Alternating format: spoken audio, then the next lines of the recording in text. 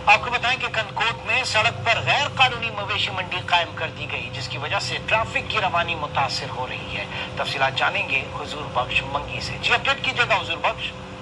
जी बिल्कुल, हम इस वक्त मौजूद हैं कंदकोट के डिप्टी कमिश्नर ऑफिस रोड पर, जहां पर गैर कानूनी तौर पर एक तो बकरा मंडी लगाई गई है। और यहाँ पर मैं आपको बताऊं कि सिटी पार्क के सामने ये बकरा मंडी का इनेकाद किया गया है, जहां पर लोग आ रहे हैं बड़े तादाद में। यहाँ पर बकरे भी मौजूद हैं कुर्बानी के लिए, और यहाँ पर व्यापारी मुख्तलिफ शहरों से यहाँ बकरे लेकर आए हैं और ख़रीदार भी आ रहे हैं। इस हवाले से यहाँ के शहरियों से हम जानना चाहेंगे कि कितनी खरीदारी हो रही है, क्योंकि ईद उल अज़हा में सिर्फ एक रोज़ रह गया है।